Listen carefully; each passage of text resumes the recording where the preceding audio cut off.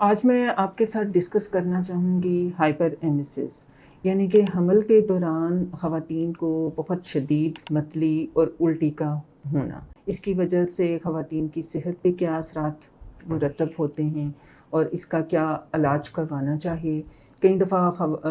بزرگوں کا خیال ہوتا ہے کہ اس کے لیے کسی قسم کے علاج کی ضرورت نہیں ہے، حالانکہ اگر اس سے مریض کی کوالٹی آف لائف ڈسٹرب ہو رہی ہے تو ہمیں چاہیے کہ اس کا ٹریٹمنٹ لازمی کریں۔ اس کی کچھ وجوہات ہوتی ہیں، اس میں جو کہ پریگننسی کے ہارمونز ہیں، جس میں ایچ سی جی، ایسٹروجن، GDF15 ہارمون ہے، اس کی وجہ سے بھی متلی اور الٹی کا ہوتا ہے۔ ان خواتین میں بھی یہ زیادہ ہوتا ہے جن میں پہلی پریگننسیز میں ہو، یا پھر جو ٹوین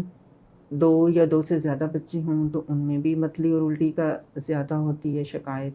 اگر مولر پریگننسی ہو تو اس میں بھی ہوتا ہے۔ جن خواتین کو میگرین کا ایشو ہوتا ہے یا ان کو موشن سکنس ہوتی ہے، یعنی کہ ٹریولنگ کے دوران متلی اور الٹی ہوتی ہے، تو ان میں بھی پریگننسی کے دوران اس چیز کی شکایت، متلی اور الٹی کی شکایت ہونے کا زیادہ پرابلم ہو سکتا ہے۔ اب اس کی وجہ سے خواتین کو جو مسائل پیدا ہوتے ہیں کہ اوبویسلی ان کو بہت انزائٹی اور ڈپریشن ہوتا ہے، ان میں پانی کی کمی، نمکیات کی کمی ہونے کی وجہ سے ان کو چکر آتے ہیں، ان کی ہارٹ ریٹ انکریز ہو جاتا ہے،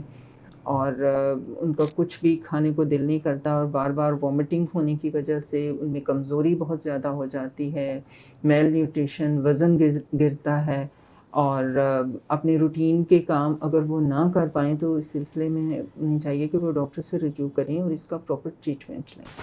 اور اگر ٹریٹمنٹ کو ہم دیکھا جائے تو اس کو سمپل ٹریٹمنٹ سے سٹارٹ کرتے ہیں۔ اس کے لیے ہاؤس ہولڈ ریمیڈی یعنی کہ گھریلو ٹوٹکے بھی استعمال ہو سکتے ہیں، جیسے ادرک کا قہوہ ہے، وہ بہت افیکٹو ہوتا ہے۔ اٹ از میڈیکلی پروون کہ متلی کو یہ کافی کنٹرول کرتا ہے، اور اس کی وجہ سے آپ کا ڈائجسٹو سسٹم فاسٹ ہو جاتا ہے اور چیزیں جو بھی آپ کھاتے ہیں جلدی سے ہضم ہو جاتی ہیں۔ جو بھی ایسے فیکٹرز ہیں، کچھ خواتین کو ہوتا ہے کہ کسی خاص قسم کی اسمیل کی وجہ سے ان کی متلی اور الٹی شدید ہو جاتی ہے۔ کسی کھانے کی اسمیل سے، کوکنگ اگر ہو رہی ہو، یا کسی پرفیوم کی اسمیل، یا اگر وہ ٹریولنگ کریں تو کار کی اسمیل وہ نہیں ان کو اچھی لگتی، تو اس میں تو انہیں چاہیے کہ وہ ان سب چیزوں کو اوائڈ کریں، جس سے بھی ان کی یہ پرابلم ایگریویٹ ہوتی ہے، یعنی کہ زیادہ ہوتی ہے۔ اور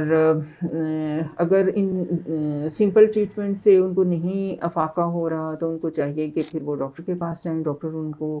میڈیسنز ایڈوائز کرتی ہیں، جس میں وائٹامن بی کمپلیکس اگر انکلوڈ کر لیں تو اس سے زیادہ افاقہ ہوتا ہے، اور اگر کھانے والی دوائیوں سے نہ ٹھیک ہو رہا ہو تو انجیکشنز لگوانے میں کوئی مسئلہ نہیں ہوتا، اور ساتھ میں فلوئڈ بھی لگوانا چاہیے تاکہ منرل لاس اور فلوئڈ لاس جو ہے وہ سارا کمپنسیٹ ہو، پیشنٹ کا بلڈ پریشر جو ہے وہ اس کو مینٹین کیا جائے، کیونکہ جب خواتین کے اندر بار بار وامٹنگ کی وجہ سے پانی کی کمی ہوتی ہے تو ان کے مثانے میں سوزش ہوتی ہے اور ان کے گردوں پہ بھی اثر ہو سکتا ہے، جس کی وجہ سے کریٹنن لیول ہائی ہو جاتا ہے، اور ان کو یورین کا نہ آنا یا کم آنا، اس سے بھی مزید مسائل پیدا ہوتے ہیں۔ فلوئڈ اینڈ الیکٹرولائٹ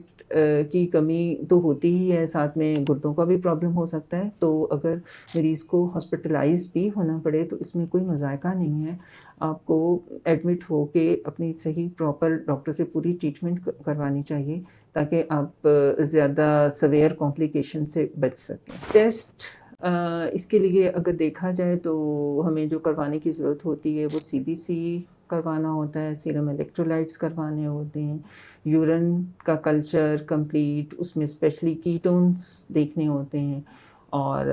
اس کے ساتھ اگر ضرورت پڑے، اگر گردوں پہ افیکٹ ہو رہا ہو تو گردوں کے ٹیسٹ اسپیشلی کریٹنن لیول جو ہے وہ کروانا ہوتا ہے کہ وہ ہائی تو نہیں ہے، اور اس کی ٹریٹمنٹ کروانی چاہیے، ہاسپٹلائز بھی ہونا پڑے تو